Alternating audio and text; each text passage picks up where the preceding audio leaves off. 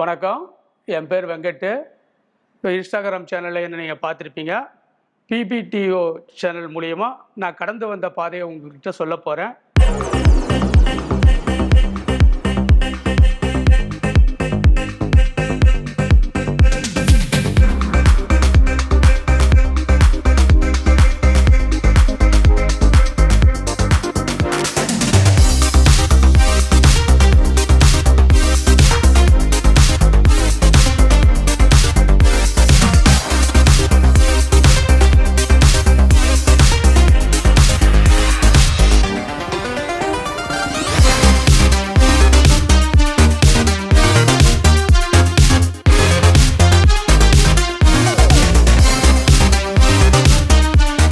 Hi sir.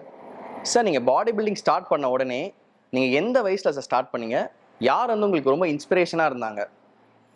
30 வருஷமாகவே practice பண்ணிக்கிட்டு இருக்கேன். Body building கேட்கக்கூடிய அமைப்பில் நுழைஞ்சது கரெக்டாக 30வது வயசில். அதுக்கு வந்து நம்ம வீட்டாண்டே ஒரு ஜிம் இருந்துச்சு. அந்த ஜிம்மில் ஒர்க் அவுட் ப்ராக்டிஸ் பண்ணிக்கிட்டு இருந்தேன். எனக்கு இன்ஸ்பயர் ஆனது வந்து அர்னால்டு. அவரை மாதிரியே உடம்பை பண்ணணும், அவரை மாதிரியே இது பண்ணணும்னு இது பண்ணேன். நீங்கள் ஸ்டேஜ் ஏறின முதல் அனுபவம் உங்களுக்கு எப்படி இருந்துச்சுங்க சார்? முதல் நான் ஸ்டேஜ் ஏறின அனுபவம், எனக்கு போஸ்டிங் கூட பண்ண தெரியாது. அது மாதிரி என்னை பண்ண சொல்லி சந்திர மாதம் மூலியமாக அந்த இதில் கொண்டு போய் விட்டார். பண்ணுங்கங்கிட்டு, கண்டிப்பாக நல்லாயிருக்கும் உங்கள் உடம்பு, நீங்கள் செய்யுங்கன்னு. அங்கே ஒரு தம்பி தான் எனக்கு இப்படி போஸ்ட் பண்ணுங்க அப்படின்னு சொல்லி கொடுத்தாப்புல. ரொம்ப நல்லா இருந்துச்சு. அந்த காம்படிஷன் நான் ப்ளேஸ் பண்ணாட கூட எனக்கு ரொம்ப இதாக இருந்துச்சு. மேலும் மேலும் பண்ணணும்னு கேட்கக்கூடிய ஒரு ஊக்கத்தை எனக்கு ஏற்படுத்துச்சு. சார், நீங்கள் இது வரைக்கும் எத்தனை பாடி பில்டிங் காம்படிஷன் அட்டன் பண்ணியிருக்கீங்க? எத்தனை காம்படிஷன் ஜெயிச்சிருக்கீங்க சார்? இது வரைக்கும் நான் ஒரு 10 காம்படிஷனுக்கு மேலே நான் அட்டன் பண்ணியிருக்கேன். இதில் பிளேஸ் பண்ணாதது ஒரு 2 காம்படிஷன் தான். முதல்ல ஆரம்ப நிலையில் நான் பிளேஸ் பண்ணாதது. மற்றது இடத்துலையுமே நான் 4th, 5th, 7th அது மாதிரி டாப் 10 எல்லாம் பண்ணியிருக்கேன். இதுதான் என்னுடைய முதல் காம்படிஷன். நாட் மெடலிஸ்ட், டிஸ்ட்ரிக்ட் லெவலில் நடந்தது. சந்திரமாட்சியம் மூலிமா இது பண்ணேன். நான் இதில் ப்ளேஸ் பண்ணல, இருந்தாலும் எனக்கு திருப்தி தான். அதுக்கப்புறம் 2005 இந்த இது சர்டிஃபிகேட் வாங்கினேன். கோல்டு ஜிம் மூலியமாக நடத்தினதில் மாஸ்டர் ஏகாம்பரம் என்னை ட்ரைனிங் பண்ணி ஃபஸ்ட்டு எனக்கு கிடைச்ச சர்டிஃபிகேட் இது. ரொம்ப மனசுக்கு திருப்தியாக இருந்துச்சு. அதே 2005 மகேஷ் ஜிம் சார்பாக ஏகாம்பரம் மாஸ்டர் மூலிமா 7th ப்ளேஸ் பண்ணேன். அதே 2005 2வது முறையாகவும் நடந்த காம்படிஷனில் 7th ப்ளேஸ் தான் கிடைச்சிது. மகேஷ் ஜிம் சார்பாக மாஸ்டர் ஏகாம்பரம் மாஸ்டர் மூலிமா பண்ணேன். 2006 55 to 60 கேட்டகரியில் மீண்டும் 4th ப்ளேஸ் பண்ணேன் ஏகாம்பரம் மாஸ்டர் மூலிமா, அவர் மகேஷ் ஜிம் மூலிமா. 2006 இன்டர் டிஸ்ட்ரிக்டில் 3 டிஸ்ட்ரிக்ட், காஞ்சி, சென்னை, திருவள்ளூர் 3 டிஸ்ட்ரிக்ட் நடத்தினதில் 6th ப்ளேஸ் கிடைச்சிது எனக்கு. அதான் மாஸ்டர் ஏகாம்பரம் மாஸ்டர் தான் ட்ரெயின் பண்ணார்.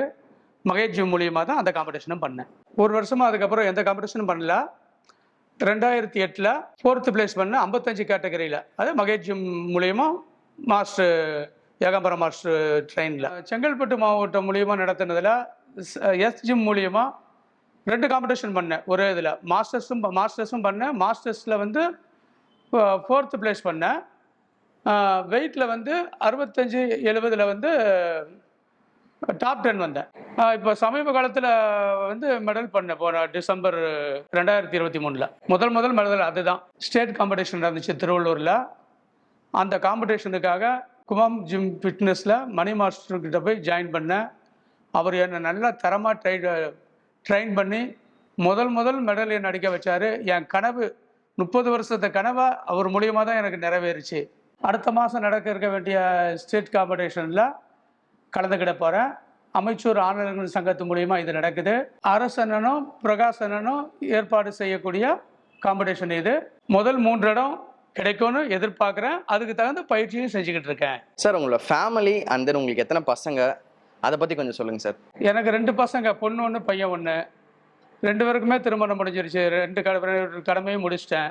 2 பேருக்கும் பையனுக்கு 2 பசங்க, பொண்ணுக்கு 2 பொண்ணு. இப்போ பையன் தான் கொஞ்சம் எனக்கு சப்போர்ட் பண்ணி என்ன அந்த லைனில் நீங்கள் மேலும் பண்ணுங்கப்பான்னு எனக்கு கொஞ்சம் ஆதரவாக இருக்கிறான். சார், எல்லா துறைகளிலும் ஏதாவது ஒரு ஸ்டேஜில் ஒரு அவமானம் இருக்கும். அப்படி உங்களுக்கு ஏற்பட்ட ஏதாவது ஒரு அவமானம்? இருக்குது. இதே செங்கல்பட்டில் டைசன் ஜிம்மில் நம்ம டிஸ்ட்ரிக்ட் மிஸ்டர் காஞ்சி நடத்துனாங்க. நான் வந்து 55 கேட்டகரியில் பண்ணேன். அப்போ அதில் வந்து நிறைய பேர் ஸ்பான்சர் பண்ணியிருந்தாங்க, 100 பேருக்கு மேலே இருக்கும். அதில் நான் வந்து 10க்குள்ளே கூட நிற்கலை. அதில் தான் ரொம்ப ஃபீல் பண்ணி ரொம்ப கஷ்டப்பட்டேன். மற்றபடி அவமானம்னு கிடையாது, நம்மளால் ப்ளேஸ் பண்ண முடியலையேன்னு கஷ்டம். அடுத்து நெக்ஸ்ட் காம்படிஷனே இதே காஞ்சிபுரத்தில் வந்துச்சு.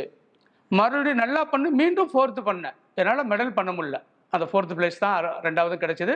ஆனால் அதுவே எனக்கு திருப்தி. சார், சாதிக்க வயசு இல்லை, சாதிக்க வயது ஒரு தடையில நீங்கள் இன்ஸ்டாகிராமில் போட்டிருக்கீங்க.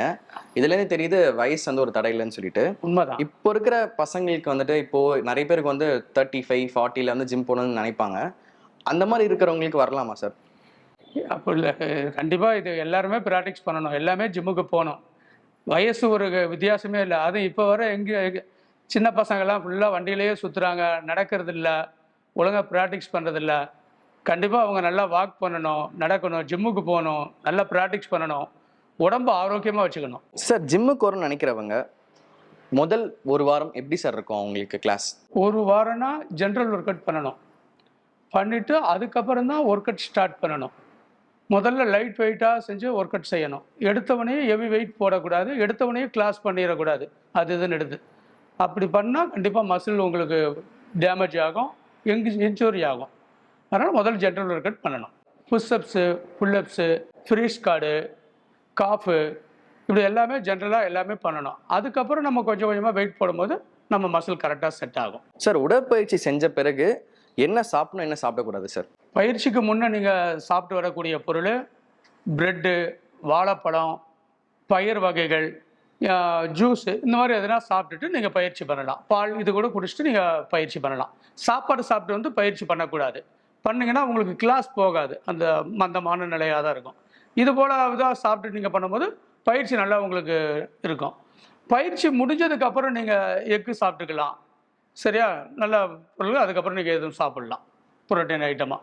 இப்போ இருக்கிற இளைஞர்கள் நீங்கள் சொல்கிற மாதிரி பைக்கில் சுற்றுறாங்க, நிறைய வந்து நன் டைமில் வராங்க, வீட்டுக்கு வராங்க. இந்த மாதிரி இளைஞர்கள் வந்துட்டு ஒரு ஒரு வழிதுணையாக, ஒரு முன் உதாரணமாக இருக்கணும்னா நீங்கள் என்ன சார் டிப்ஸ் கொடுப்பீங்க? கண்டிப்பாக காலையில் நேரத்தோடு ஒரு 5 மணிக்கெலாம் எந்திக்கணும். எந்திரிச்சு ரொம்ப நேரம்ட்டு ஒரு 1/2 மணி நேரம் வாக் பண்ண சொல்லுங்கள் அவங்கள. சாயந்தரம் அதே மாதிரி வாக்கிங் ஒரு 1/2 மணி நேரம் பண்ண சொல்லுங்கள். நடந்தாலே போதும், உடம்பு நல்லாயிருக்கும். வெங்கடேசன் சார், உங்களுக்கு நீங்கள் நிறைய பாடி பில்டிங் காம்படிஷன் வின் பண்ணியிருக்கீங்க, நிறைய விஷயம் சாதிச்சிருக்கீங்க. உங்களுக்கு இன்னும் சாதிக்க வேண்டிய விஷயம் ஏதாவது இருக்கா சார்? கண்டிப்பாக நிறையா இருக்குது. நிறையா பண்ணணும், நல்லா பண்ணணும், நிறையா ஆசைகள் இருக்குது. பாடி பில்டிங் லைன்லேயே நிறையா பண்ணணும். ஃபஸ்ட் அடிக்கணும். இப்போ 3வது பிளேஸ் பண்ணேன். அடுத்தது ஃபஸ்ட்டு கோல்டு மெடல் பண்ணணுன்னு ஆசை இருக்குது. இவ்வளோ நேரம் உங்ககிட்ட பேசுனதுக்கு ரொம்ப எனக்கு சந்தோஷமாக இருக்குது. PBTO சேனலை பாருங்கள். அதில் பாடி பில்டிங்கான உடற்பயிற்சியான விஷயத்த உங்ககிட்ட நான் பகிர்ந்துக்கிறேன். மற்றவங்களுக்கும் இதை நீங்கள் தெரியப்படுத்துங்க, இந்த சேனலை பார்க்க சொல்லி. நன்றி, வணக்கம்.